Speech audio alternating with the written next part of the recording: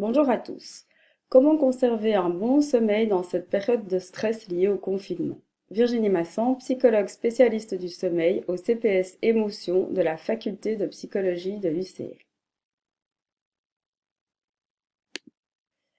Dans cette période de stress et d'incertitude liée au Covid-19 et au confinement, je souhaite vous sensibiliser à l'importance de garder une bonne alternance des rythmes veille-sommeil afin de maintenir la synchronisation de votre horloge biologique en vue de rester le mieux adapté à votre environnement.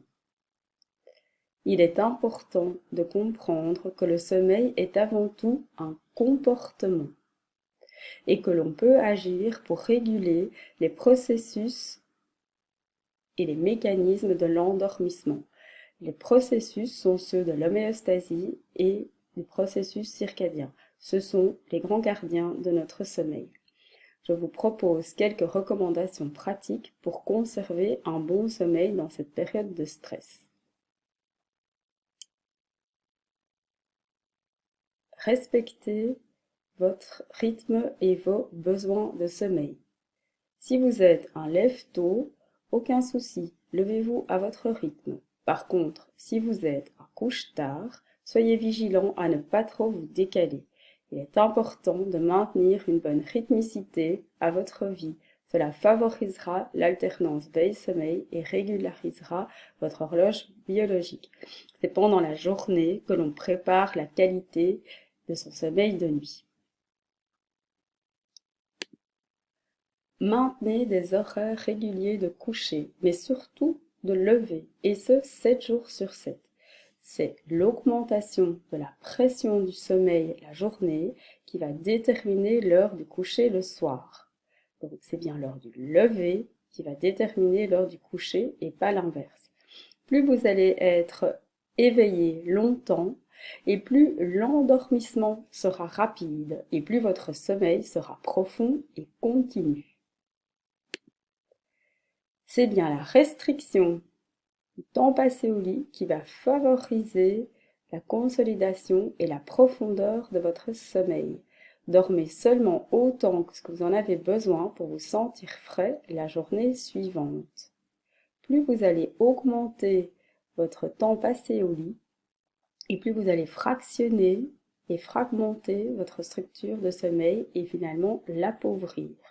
Donc si vous voulez garder une belle efficacité de votre sommeil, c'est par la restriction du temps passé au lit.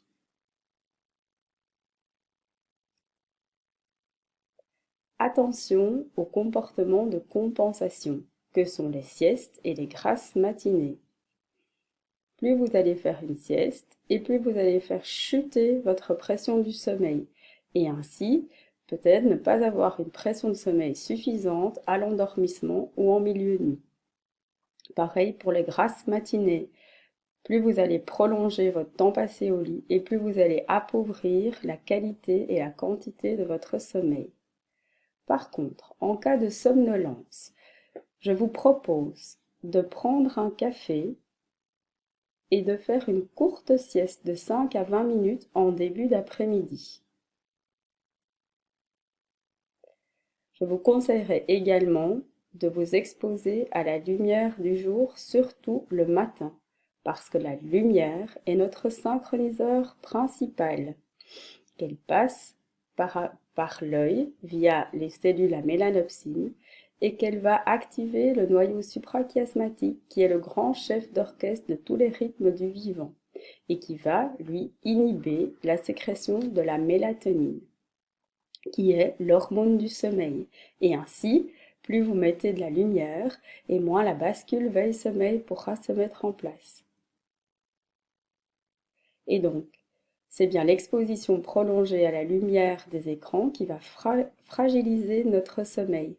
Et donc, le décalage de notre horloge sera renforcé par la stimulation liée à certains jeux, mais également les activités sociales connectées le soir, comme le smartphone, les réseaux sociaux.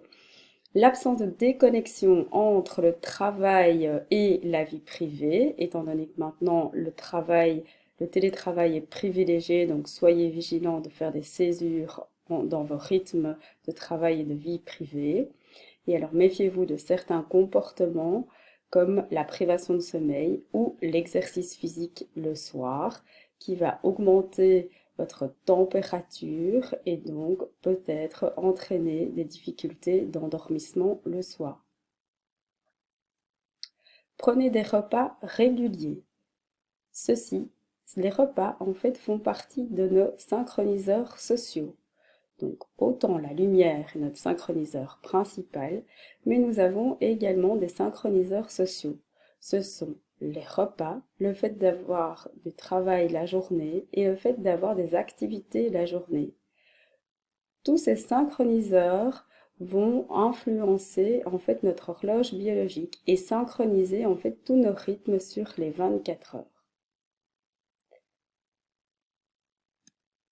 Je vous conseillerais également de pratiquer une activité physique régulière le matin, environ 40 minutes.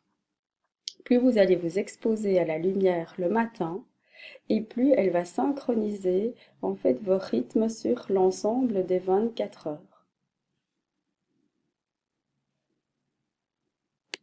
Je vous conseillerais également de fractionner votre activité professionnelle sur une période d'activité de 2 heures maximum, car ces nouvelles activités ou la nouvelle manière de le faire va vous demander un focus attentionnel plus important, ce qui va entraîner davantage de fatigue, mais surtout de fatigue psychique. Je vous donne un exemple, vous allez rentrer du bois toute la journée, vous allez avoir une fatigue saine, une dépense physique. Vous serez prêt pour un sommeil réparateur. Mais il n'en est rien avec la fatigue psychique, qui est plus largement influencée par le stress, et nous ne sommes pas multitasking. Prévoyez des périodes de repos de 15 à 20 minutes entre chacune des activités. Et à ce moment-là, je vous conseillerais de faire une séance de relaxation, de méditation que vous pouvez faire seul ou en famille pour apprendre à s'écouter et à se ressourcer. Je vous conseillerais également de modérer votre consommation d'excitants, que ce soit l'alcool. N'oubliez pas, l'alcool est un faux ami. Vous allez vous endormir plus rapidement, mais vous risquez d'avoir une deuxième partie de nuit qui soit plus fragmentée. L'alcool déshydrate. De même, soyez prudent avec votre consommation de nicotine ou de cannabis qui ont un impact également sur la qualité de votre sommeil. Évitez également les repas trop copieux le soir parce qu'effectivement, cela risque aussi d'influencer la qualité de votre sommeil. N'oubliez pas qu'il doit y avoir une diminution de la température pour pouvoir s'endormir et que la digestion favorise l'augmentation de la température.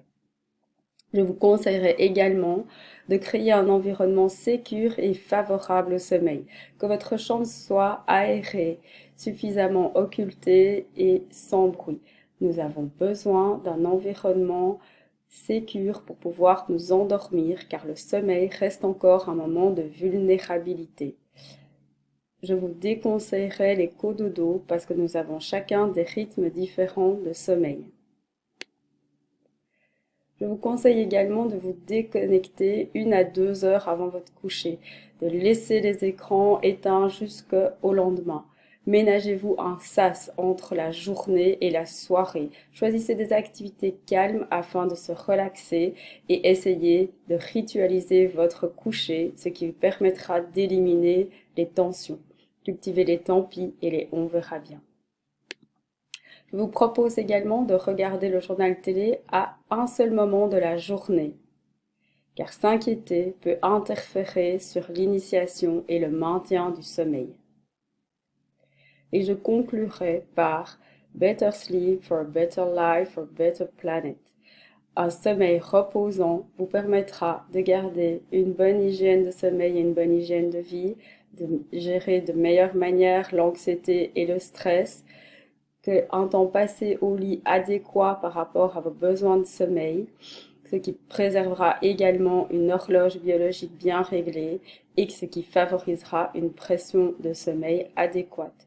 Je vous remercie pour votre attention. Prenez soin de vous.